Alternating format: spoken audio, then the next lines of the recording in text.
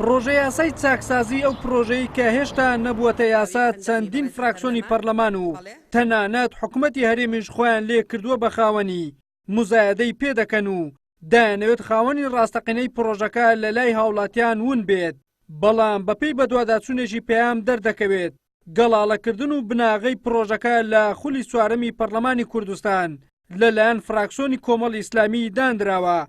عەبدولستار مەجید سەرۆکی فراکسیۆنی کۆمەڵی ئیسلامیش ڕای دەگەنێت خاوەنی ڕاستەقینەی پرۆژەی چاکسازی فراکسیۆنی کۆمەڵی ئیسلامیە، بەڵام هەندێک فراکسیۆن بێئینسافانە دایانەوێت پرۆژەکە بکەنەی خۆیان.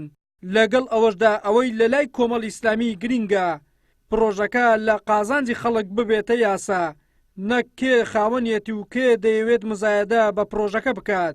لە خولی ڕابردوو خولی چوارەمی پەرلەمانی کوردستان فراکسیۆنی کۆمەڵی ئیسلامی بەردی بناغی ئەم پرۆژەی داناوە، هەڵبەت بە هاوکاری و هەماهەنگی فراکسیۆنەکانی کەش.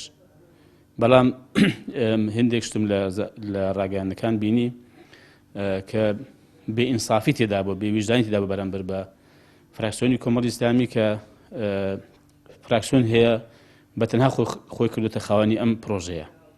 لەلایەکی ترەوە بەداخەوە جۆم لە حکوومەت بوو دەڵێ ئەم پرۆژەیە حکوومەتی هەرێمی کوردستانە. حکوومەت هەندێک سەرنجی تێبینی خۆی لەسەری داوە. من حەز دەکەم بزانم ینی کەی ئەم پرۆژەی حکوومەتی بووە، لەکوێ ئەم حکوومەت ئەم پرۆژەی ینی داڕشتووە، چێ داڕێژەر و دانەری ئەم پرۆژەیە بووە. ئامانجی فراکسیۆنی کۆمەڵی ئیسلامی لە گەڵاڵەکردنی پرۆژە یاسای چاکسازی لە موچە و خانەنشینی پلە باڵاکان لە خولی چوارەمی پەرلەمان گەڕاندنەوەی ماف بۆ خاوەن ماف و سوودگەاندن بوو بە هەژار و نەداران. بەڵام ئێستا حکوومەت بە ئارەزووی خۆی ناوەڕۆکی پرۆژەکەی دەستکاری کردووە. فراکسیۆنی کۆمەڵی ئیسلامیش بڕیاری داوە کە هەر بڕگەیەکی پرۆژەکە نادادگەری تێدا بێت لە دژی بوەستێتەوە. ئێمە هەر کاتێک لە هەر بڕگەیەکی نەکرد ینی بۆ خەڵکی فەقیر و هەژار، حتا بۆ خەڵکێک کە پلەدار و بە دەسەڵاتدار لە هەرێمی کوردستانە، ئەگەر بێویژدانی ناداگەری تێدا بێ ئێمە بۆچوونی خۆمان دەخەینە ڕوو و ئێمە ئەگەر بزانین ئەمە زیان بە شێوەیەکی گشتی بەم کۆمەلگایمە دەگەین ئێمە ڕەتی دەکەینەوە.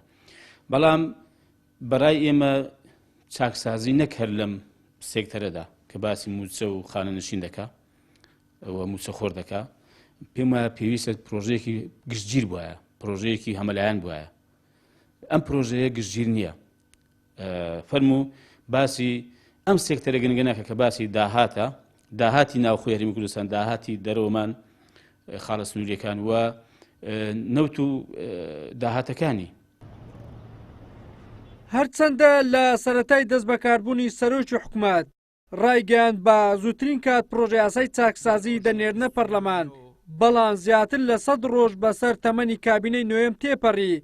اینجا حکوومەت پرۆژەکەی ناردە پەرلەمان، پاش تەنها چەند کاتژمێرێکی کەمیش جارێکی تر لەسەر داوای حکوومەت پەرلەمان پرۆژەکەی ڕەوانەی ئەنجومەنی وەزیران کردەوە.